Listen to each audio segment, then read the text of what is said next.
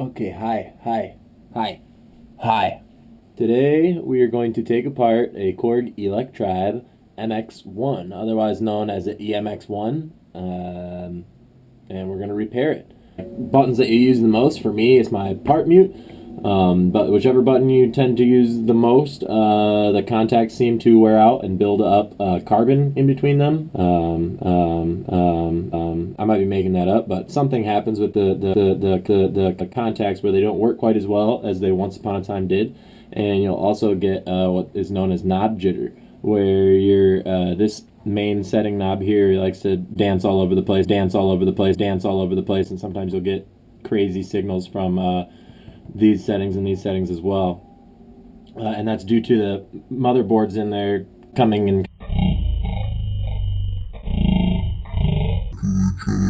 too close to each other, so we're going to put some electrical tape in there or something to insulate those. So we'll go ahead and get started with taking off this top cover. You're going to need a Allen key of a specific size, Allen wrench or hex key, and you just want to find one that fits in that hole on these bolts here and grabs them good and isn't going to strip them out or anything. So we're going to go ahead and get started.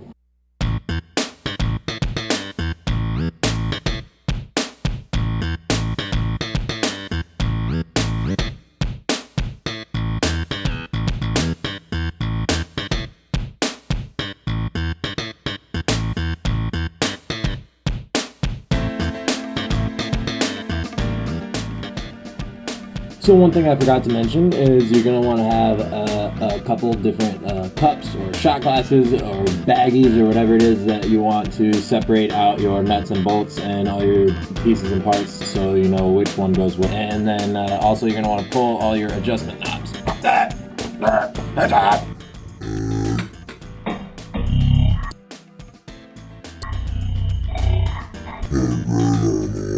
You're going to want something to put them in though, a cup or something, or a shot glass like I said, or a baggie. There's a flat side on each of these and there's a flat side inside, so the flat fits on the flat, so it doesn't matter where the knob's at when you pull it. You just line the flat up with the flat and you put it back on. Shot glass. Tiny parts of one kind. This is all my bolts that I pulled off for the faceplate. I'm going to do in one cup. I've got all my knobs that I pulled off in another cup. This is one of the most disappointing parts. All that work, you get to take off this faceplate. Boom! You didn't really do anything. You get to go to all these little Phillips heads now and mess with all that. So.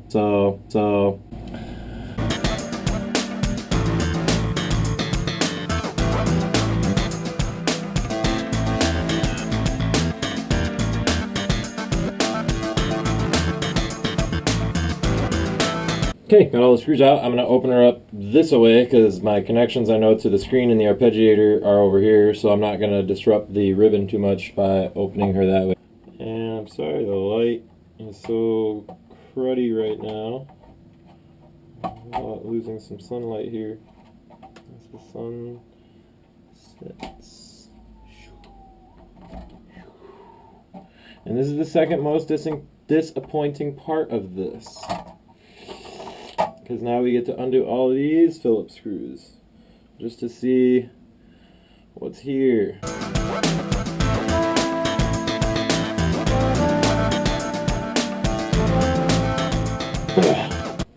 Okay, here's another good tip or important thing to notice. All I need to do is flip this circuit board back over so I can see the front to access the buttons to clean that button contact up. So this screw right here, specifically, that screw only holds down the arpeggiator switch to the faceplate.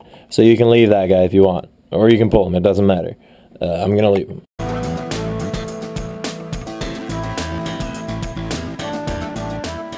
Well, let's open her up. Let's see it. Let's see it. Well, since I left that screw in, it's connected to the board still by this little ribbon, and I'm just gonna, maybe I can leave the camera here while I do this so you guys can see this. Oh, I had my hand right in the way. So my hand was probably right in the way, but all I did was slide that plastic clip back. It's tight, but you just gotta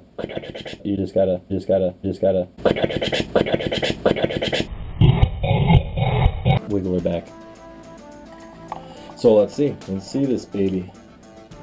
Wow, dude, that's so cool. It's like, whoa, dude, it's like right there. This is my part mute button. And if you look at the contacts, you probably can't see it. I'm looking like really closely with my eyes and I can barely focus on it, but on the ends of all the contacts you can see black gunk. On the ends of these contacts, on the ends of like the little fingers, they're all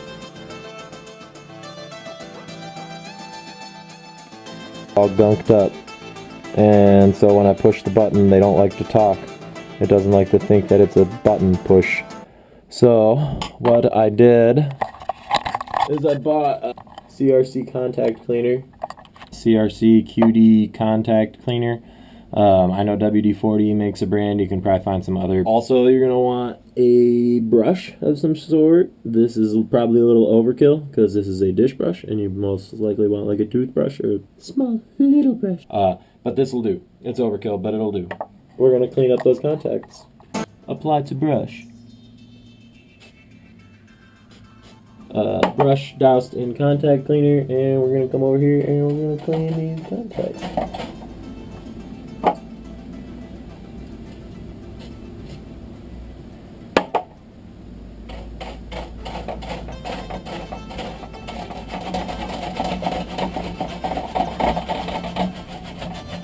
Okay, so I cleaned my contacts. Probably can't see it because you can't get that detailed with the little GoPro camera. Nice and shiny. And that was just with this contact cleaner. You can get any brand of contact cleaner, but just sprayed it right on there, wiped it off with a brush. I did end up using the Q-tip a little bit on those contacts, just being careful to not leave anything snagged behind. And I also cleaned up the button a little, but as you can tell, some of the black stuff is starting to clear off of the button, and I'm pretty sure it's supposed to be there, so I stopped.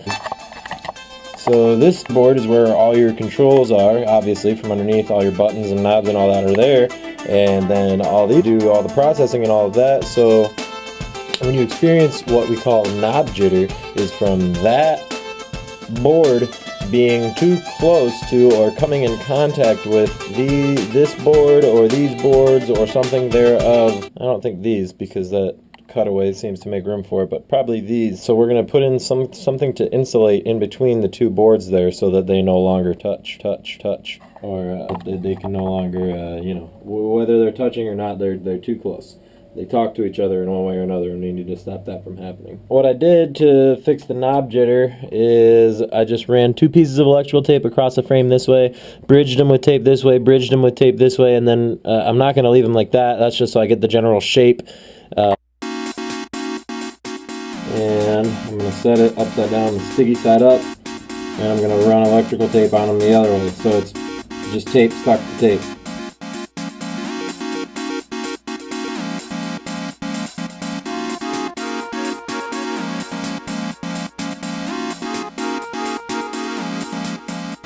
Okay, so my electrical tape mat is done. It's a little curly because you know, it's stretched and now it's unstretched. It does what it does after it's done stretching. It retracts. But I'm going to stick it all together. The reason I'm using electrical tape instead of anything else is because I figured it'd be the best thing to keep signal out and not help keep any heat in. I think that will do the trick pretty much. That's where I seem to have the most problems, is when there's pressure up here and it seems to be sending signals from these knobs. And just tape that in right to the body there. That's probably what I'll do. So yeah, I'm not going to tape to those. I'm just going to tape right into the frame, the metal. Yeah, and that should keep her there.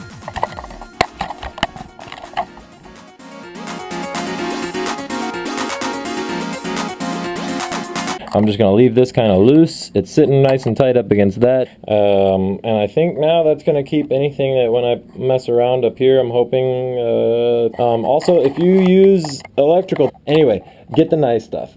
Get good stuff. Get expensive stuff. Over $2 a roll. So we're going to put her back together.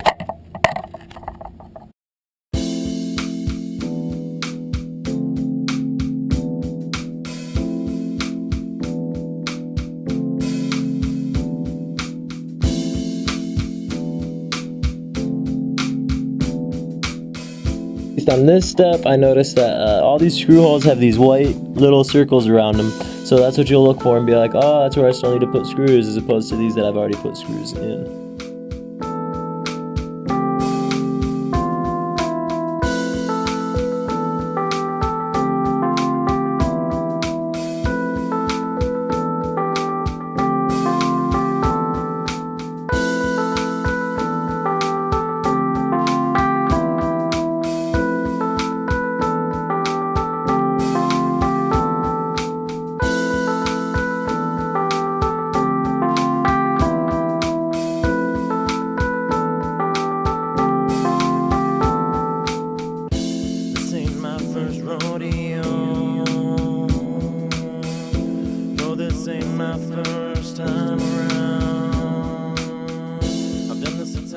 And we're back. And we're back. And we're back.